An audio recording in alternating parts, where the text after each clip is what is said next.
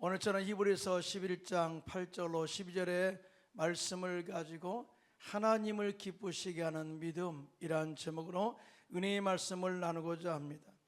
하나님은 우리가 예수를 믿어 하나님의 자녀가 되었을 때 우리의 삶 속에 영혼이 찰된같이 범사가 찰되고 강건하기를 항상 원하고 계신 것을 믿으시면 아멘. 그러나 그 축복은 예수님을 올바로 믿고 하나님이 원하시는 믿음 안에 올바로 서 있을 때 부어주시는 축복이라는 사실을 알 수가 있어요.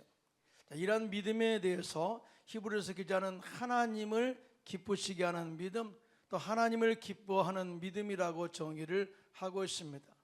다시 말하면 내 노력으로 나의 삶의 형통이 보장되는 것이 아니라 하나님을 기쁘시게 하는 믿음을 가지고 하나님을 섬기고 하나님 말씀에 순종하게 되면 하나님께서 우리의 삶의 형통의 목을 채워 주실 뿐만 아니라 우리의 모든 생사복을 영원히 책임져 주신다고 약속을 하신 거예요. 히브리서 11장을 우리가 믿음의 장이라고 말합니다.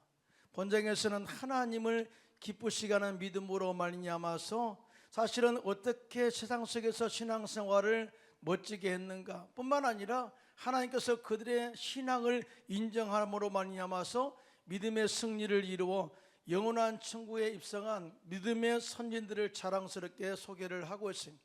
물론 이 시간에 다 소개를 할 수 없지만 그 가운데 오늘 본문에 소개하고 있는 아브라함의 믿음을 재조명하면서 그가 어떠한 믿음으로 하나님을 기쁘시게 했고 하나님이 어떠한 축복을 받았는가 라는 것을 함께 나누면서 은혜를 나누고자 합니다. 첫째로 하나님을 기쁘시게 하는 믿음은 하나님께서 약속하신 말씀이 이루어질 것을 믿고 순종하는 것이다 라고 그렇게 가르치고 있어요.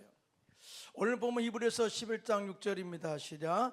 믿음이 없이는 하나님을 기쁘시게 하지 못하나니 하나님께 나아가는 자는 반드시 그가 계신 것과 또한 그가 자기를 찾는 자들에게 상 주시는 이심을 믿어야 할지니라 라고 그렇게 말씀을 하고 있어요.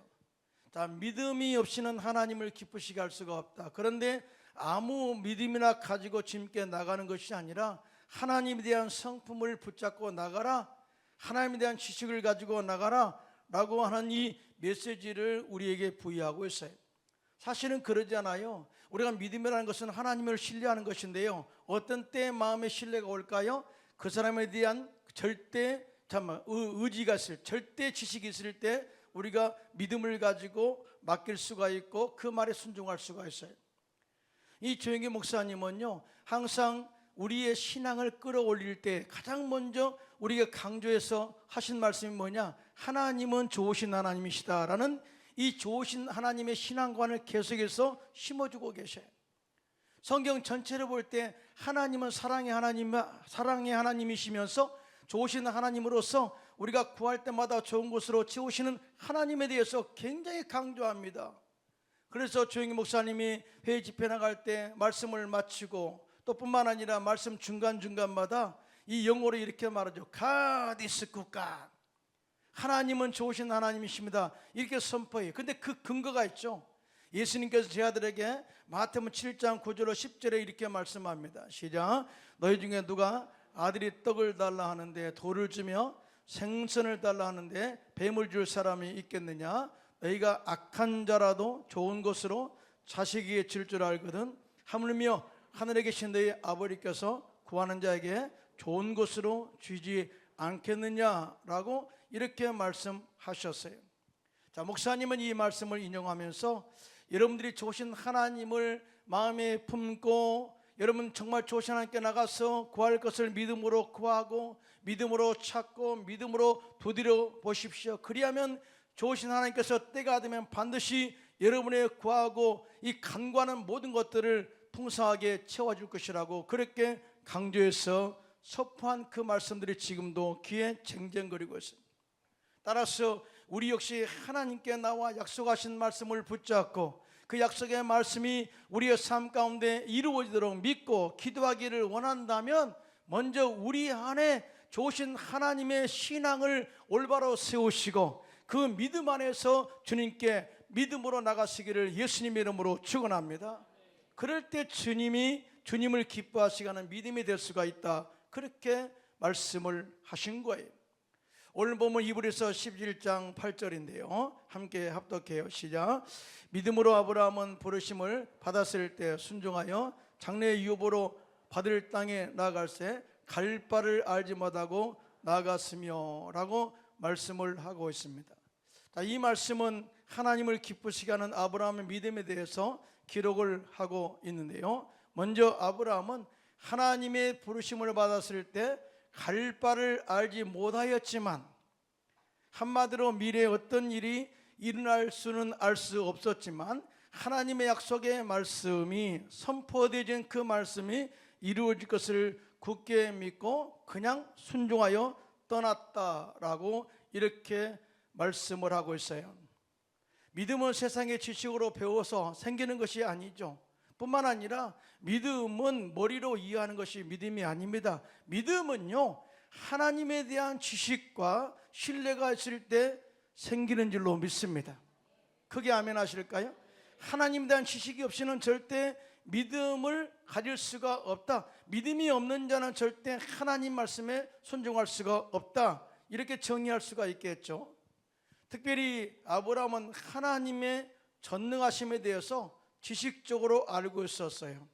로마서 4장 17절에 이렇게 말씀합니다. 시작. 기록된 바 내가 너를 많은 민족의 조상으로 세웠다 하심과 같이 그가 믿은 바 하나님은 죽은 자를 살리시며 없는 것을 있는 것으로 부르시는 이시니라, 이렇게 말씀을 하고 있거든요. 한마디로 아브라함은 그냥 순종한 것이 아니다. 아브라함은 하나님에 대한 지식이 있었다. 하나님은 죽은 자를 살리시며 없는 것을 있는 것으로 부르시는 창조주 하나님, 전능하신 하나님에 대한 영적인 지식이 있기 때문에 그 가운데 믿음으로 신뢰하며 순종하며 나갔다라는 것을 이렇게 성경은 증언하고 있다는 사실이죠. 오늘날 이 사람들이 자신이 생각하는 믿음에 대해서 오해하는 경우가 많이 있는 것 같습니다. 어떤 사람은 내가 날 때부터 우리 부모, 믿음을 가진 부모에게서 태어났기 때문에 나는 모태신앙이기 때문에 하나님을 기쁘시게 하는 믿음이 있을 거라고 생각하며 신앙생활하는 사람도 있을 수 있습니다. 자, 어떤 사람은 내가 교회를 오래 다닌 사람이기 때문에 나는 하나님을 기쁘시게 하는 신앙을 가진 자라고 생각할 수도 있습니다. 어떤 사람은 나는 교회 직분자이기 때문에, 아니 주의 종이니까, 목사니까 하나님을 기쁘시게 하는 믿음을 가진 자라고 생각할 수도 있을 것입니다.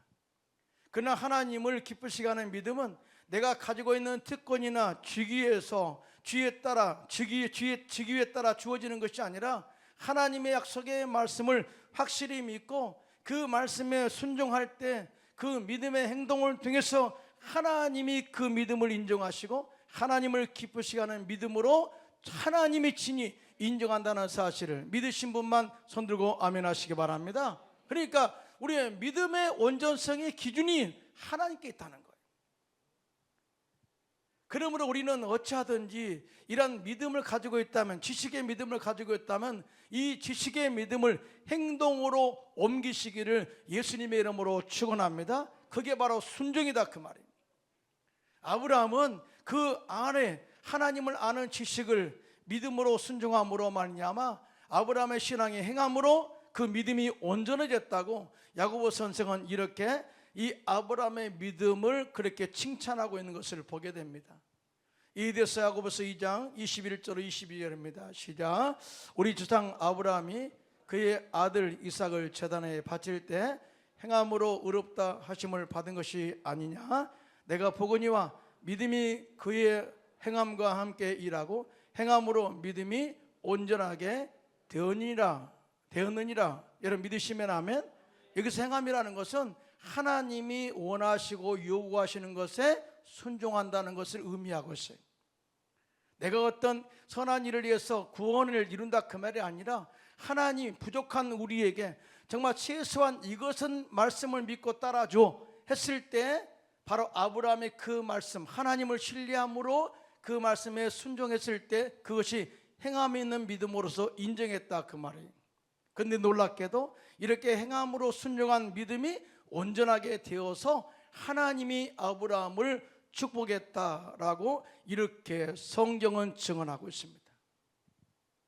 따라서 이제 우리는 지식이나 말로만 하나님을 기쁘시게 하는 믿음이 있다라고 그렇게 생각하고 말하지 말고, 전능하신 하나님을 전적으로 신뢰하고 하나님 약속의 말씀이 나의 순종을 통해서 이루어질 것을 믿고 온전히 순종함으로써 하나님을 기쁘시게 하는 믿음으로 살게 되시기를 예수님의 이름으로 축원합니다.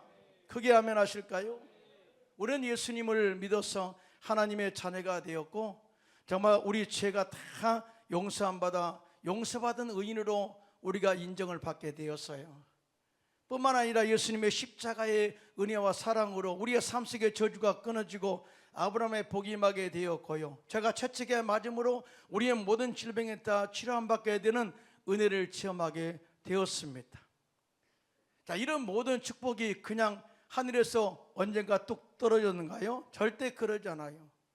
예수님께서 아버지 하나님의 명령에 온전히 순종하여 이 땅 육신의 옷을 입고 십자가에 죽으시고 부활하심으로 말미암아 맺어진 온전한 열매라는 사실을 절대 잊어서는 안 돼요.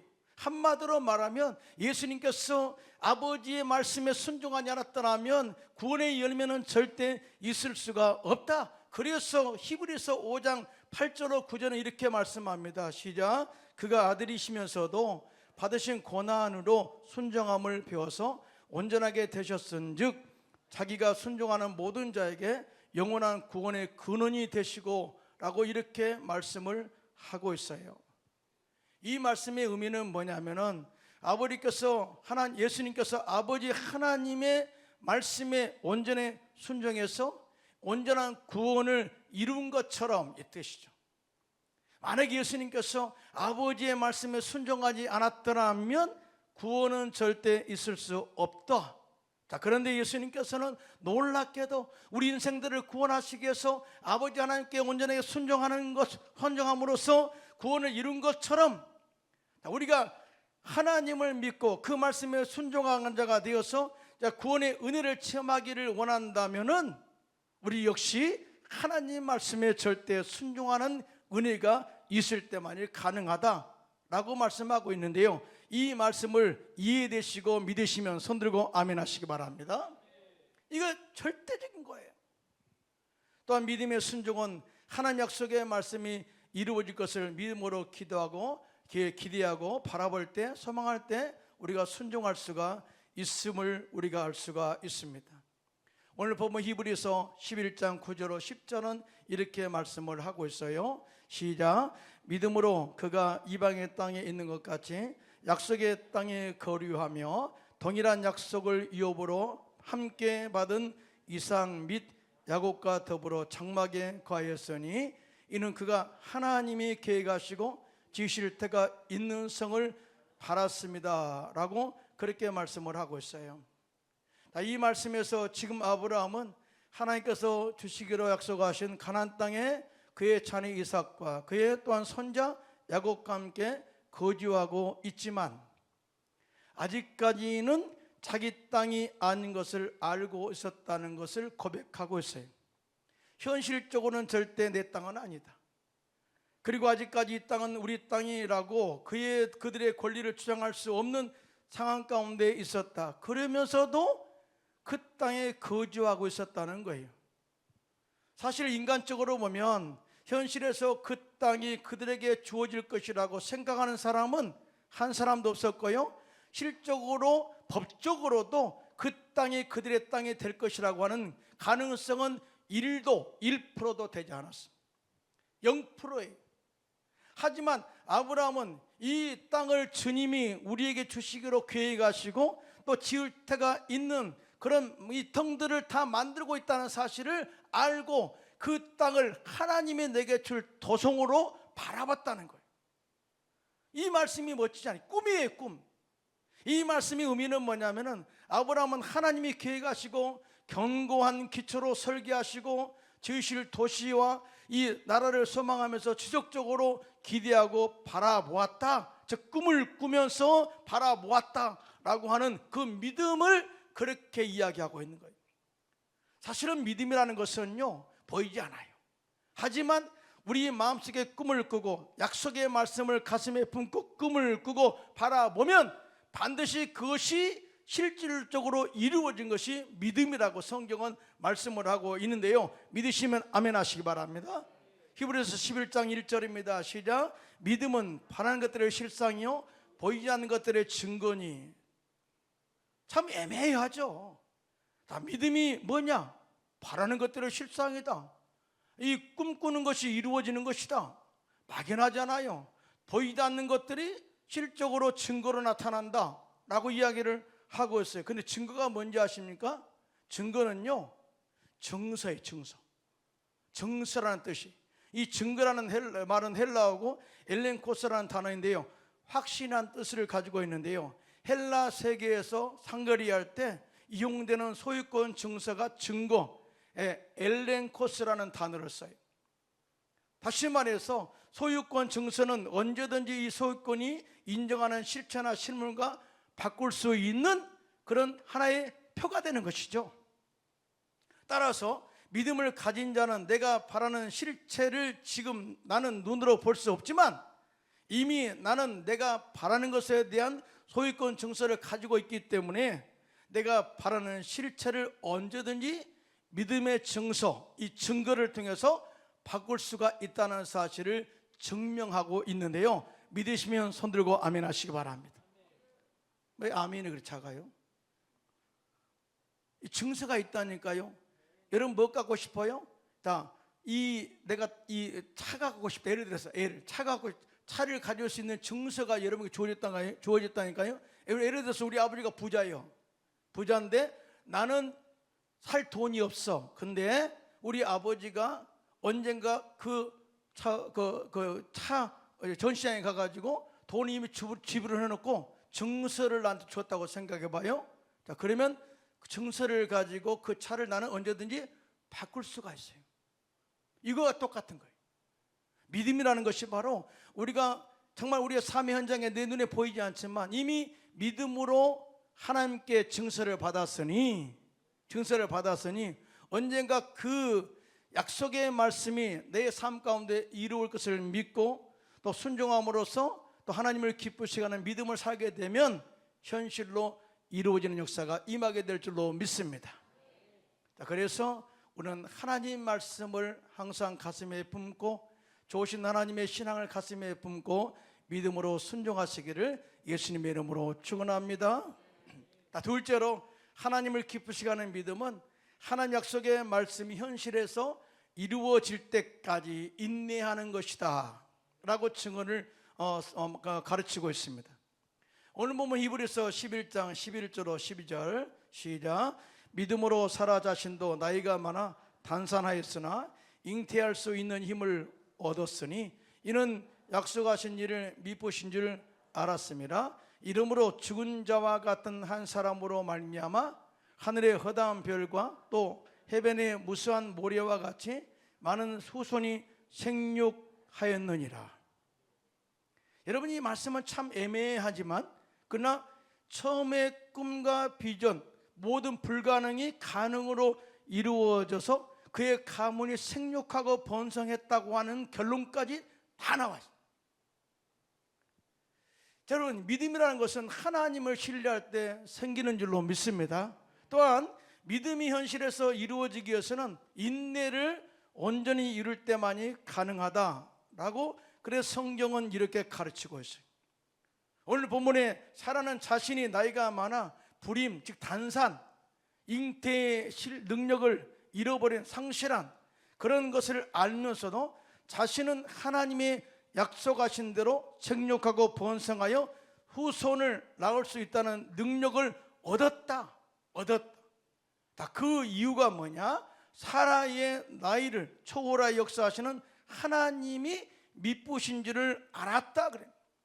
사라 역시 하나님이 미쁘심을 알았다. 미쁘시다는 말은요, 하나님의 신실하심, 하나님의 진실하심, 약속하신 것을 지키시는 하나님이라는 의미가 있어요.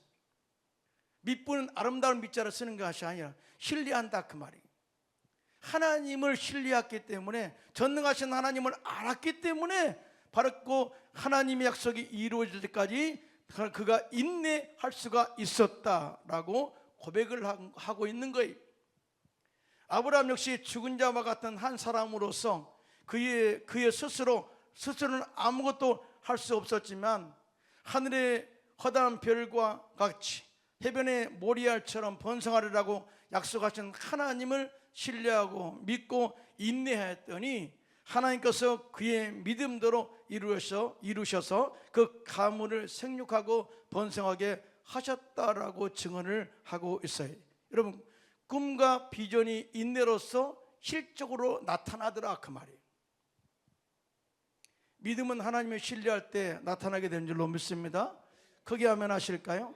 하나님을 신뢰할 때 하나님께서 약속하신 말씀을 가슴에 품게 되고 그 말씀을 꿈으로 잉태해서 끝까지 인내할 때 그것이 실제로 일어나게 된다는 사실을 알 수가 있어요. 창세기 12장 1절로 2절에 보면 하나님께서 최초로 아브라함을 부르실 때 어떤 꿈을 주었는가 한번 보겠습니다. 함께 합독해요. 시작. 여호와께서 아브라함에게 이르시되 너는 너의 고향과 친척과 아버지의 집을 떠나 내가 내게 보여줄 땅으로 가라. 내가 너로 큰 민족을 이루고 내게 복을 주어 내 이름을 창대하게 하리니 너는 복이 될지라 라고 말씀을 하셨어요. 하나님이 부르심 받았을 때 아브라함 나이 75세, 그의 아내 사라의 나이 65세, 육체적으로 보면 이미 아이를 낳을 수 없는 몸, 이렇게 정의를 하고 있어요.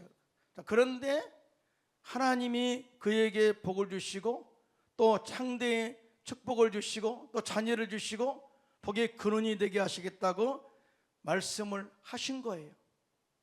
아무리 믿음이 좋은 아브라함을 할지라도 이 말씀이 그 처음에 들려왔을 때 아멘이라고 대답할 수 있는 그런 상황은 아니었을 거예요.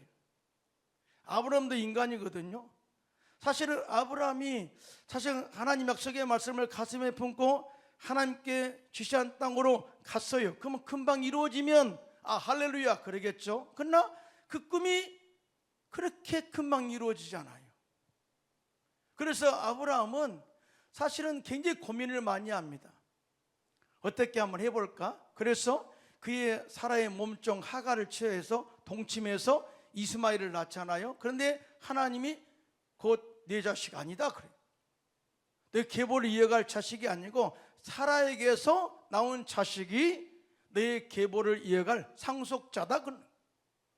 아니 자식을 만들어 놨는데 내 씨인데, 사람 보면 내 씨인데 하나님이 인정하지 않는 거죠.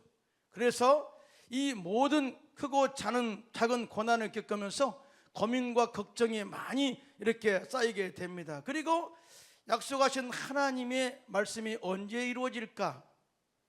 기간을 정했다면 얼마나 쉽겠어요. 10년 후에, 20년 후에, 그러면 20년 기다리면 되잖아요. 근데 기약이 없어요.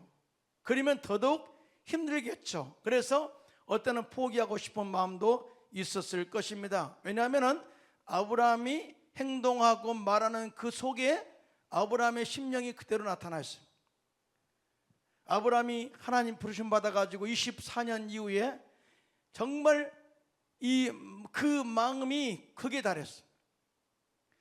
이스마엘도 안 된다. 그러면 내 상속자는 누가 되겠습니까? 그러면서 이렇게 하나님께 불평 기도를 합니다. 하나님이 내게 준 것이 무엇입니까? 인간이에요, 인간. 아브라함 똑같은 인간이에요. 우리는 믿음의 조상, 그러니까 엄청난 믿음이 좋은 사람처럼 생각하지만 아브라함도 인간이었어요. 그래서 하나님 뭘 줬어요? 뭘 줬어요? 준 것이 없잖아요. 또 자식 준다고 했잖아요. 근데 자식 없잖아요. 그러면 나는 정해버립니다. 내 상속자는 다메섹 사람 엘리에셀이 되겠습니다 하고 이렇게 정하면서 기도하는 내용이 나와요. 진짜로. 한번 보겠습니다. 창세기 15장 2절입니다.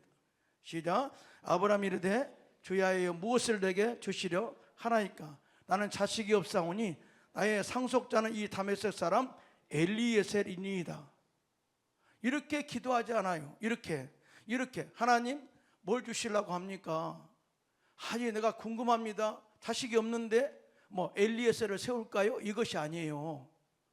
이미 내가 마음속에 정말 마음에 너무나 상처를 받은 거예요. 그래서 스스로 정해서 이렇게 이야기하니까 엘리에셀을 내가 종으로 상속자로 삼겠습니다 라고 하니까 하나님이 인내해요. 그러면서 다시 아브라함을 밖으로 끌어내어 하늘의 별들을 바라보게 하고 바닷가의 모리아를 꿈꾸게 합니다. 이게 처음 나왔을 때 말이에요. 내가 너를 큰 민족을 이루고 너로 인해서 모든 민족이 복을 받게 될 것이다. 너는 창대의 복을 받게 될 것이다. 할렐루야.